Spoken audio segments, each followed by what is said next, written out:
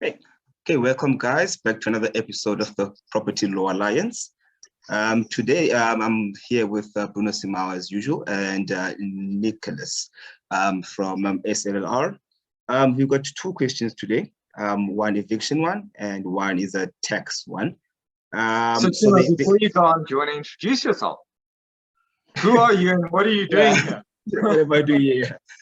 So I was jumping straight into it. So welcome to the new face. And so my name is Tuma. I'm part of the Bruno Simao law team.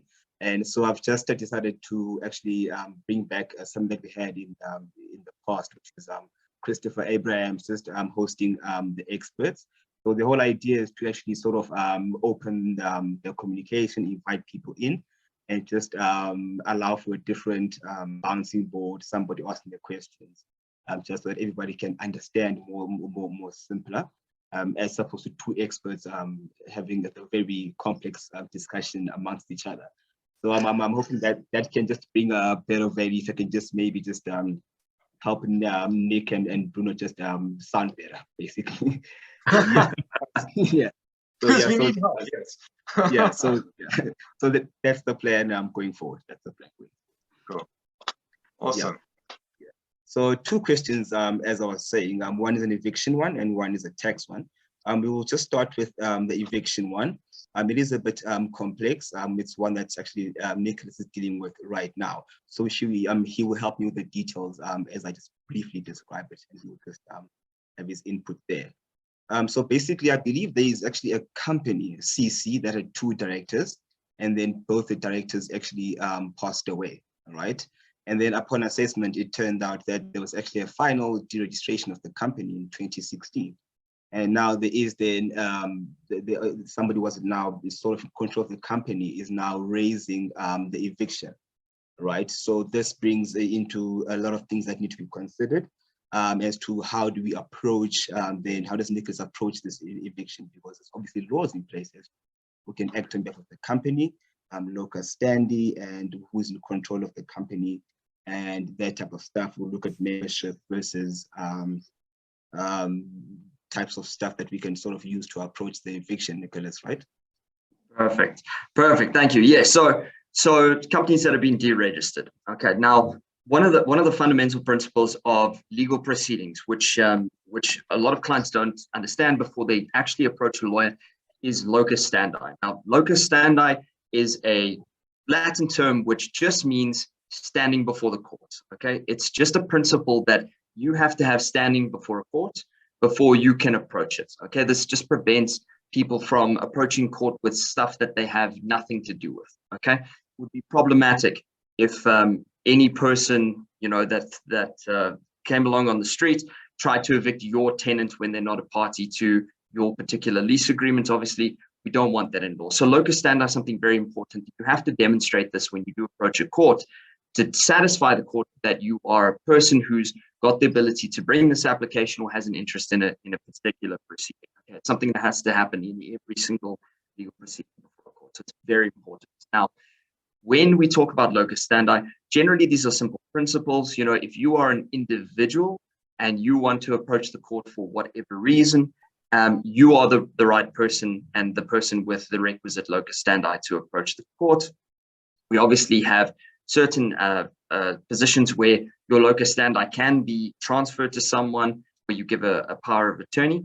And then when it comes to companies, obviously a company being a juristic entity can't act by itself. It needs representatives that act for and on its behalf, especially when you come to court. Okay, so you need someone with locus. And again, the courts take this very seriously. When you have a company, you can't just have anyone acting on behalf of the company. It's got to be someone who's got authority to act on that company's behalf, and it is mandated to act in that company or a CC's best particular interest. Okay, so this is something we have to demonstrate every time we go to court. Now, when it comes to companies, that's generally your directors of a particular company. When it's a CC, it's your members. And depending, there are a couple of other structures like trusts where it'll be a trustee. So each particular form of juristic entity has its own people that are going to act. Okay. Now, it's important. Those people that are specified within law, those are the only people that can act on a particular company's behalf. All right. If you are a person who is now trying to act on behalf of the company and you don't have that authority, you're not entitled to do this.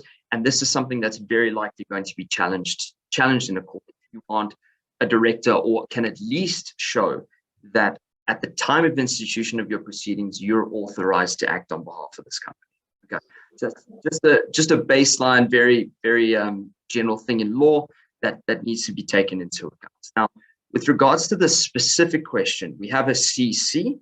Okay, so in terms of a CC, the MOI for a CC, we've got directors who are, or members rather, who are the people who act on behalf of the CC. Okay, they are the people who, if you need to institute legal proceedings, it's going to be done by them. And there'll generally be a resolution that some legal proceeding is going to proceed. If an affidavit needs to be signed, one of those members is going to do it, unless there's some level of power of attorney. Anyone who's not one of those people or doesn't have a power of attorney from this particular members is going to be precluded from acting on behalf of the company. So it's important to know that. But in this particular scenario, okay, the company has been what we call finally deregistered. Now, for those of our viewers who don't perhaps own a company or haven't dealt with the rigmarole of doing a company, companies can be deregistered in circumstances where returns are not filed. They can be deregistered for a number of reasons, but the most common way we see is the failure to file annual returns with CIPC. Okay, so you have to do financials every year, and you have to file them with CIPC. And if you don't do this for a 3-year period, okay, whatever your financial year end is attached to the company, your company is likely to fall into AR final deregistration. Okay, and that means the company is now deregistered. Okay, it's absolutely gone. Now, this brings a problem in certain circumstances where there is immovable property, and the company which still owns that immovable property falls into AR deregistration, because now technically, as far as the law is concerned, that company no longer exists, okay? Which means it no longer has locus standi, okay? It can't bring any proceedings in front of the court because as far as the law is concerned, that company is not there anymore, all right? And this is problematic for obviously circumstances where there's immovable property which is still registered to that particular company.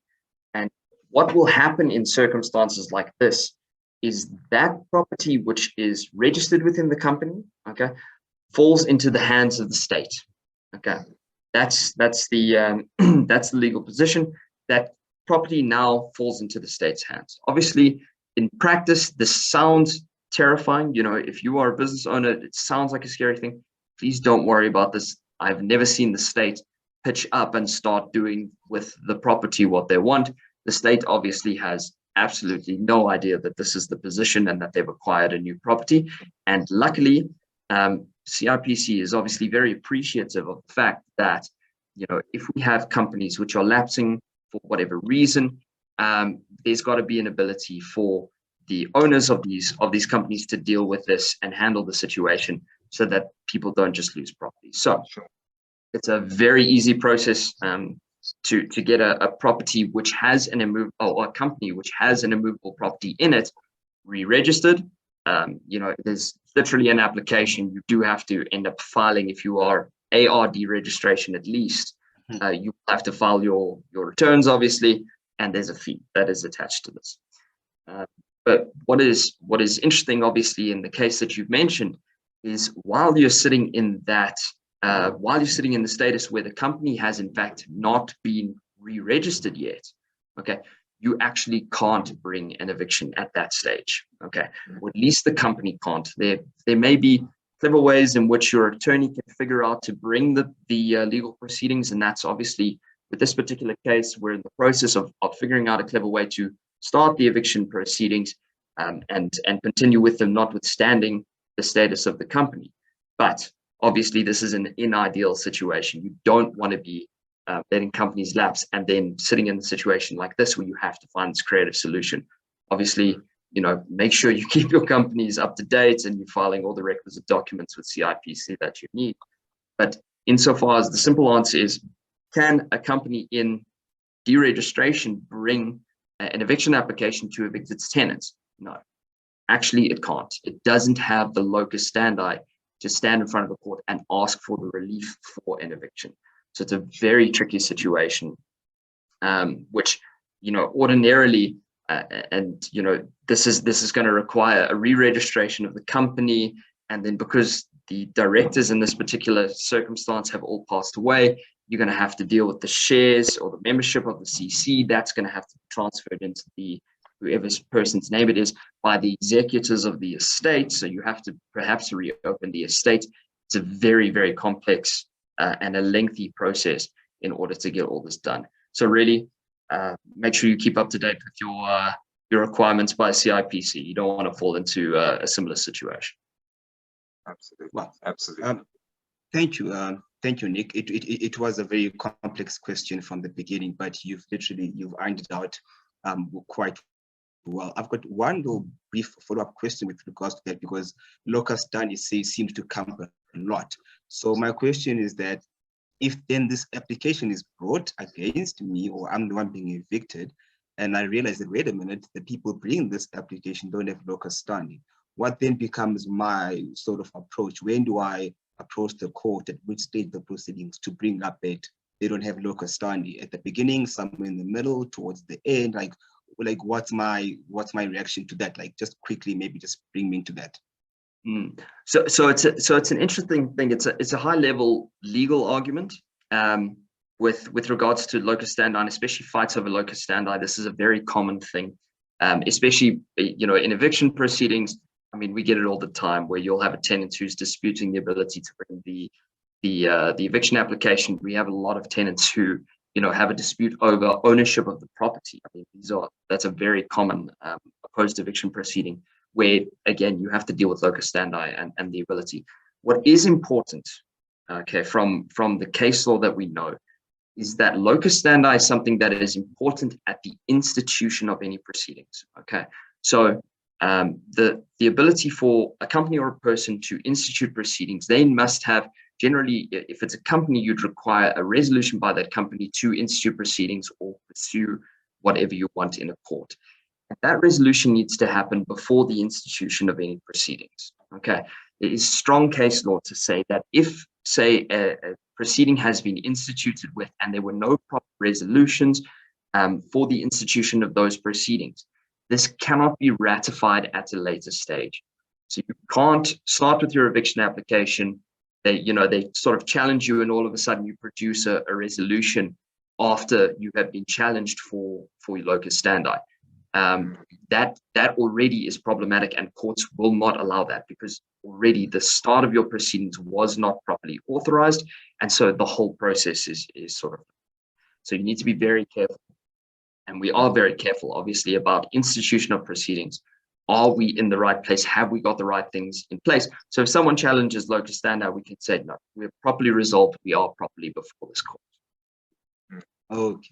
But yeah, thank you very much for clearing that part up. Very complex, but we will be trusting you with that.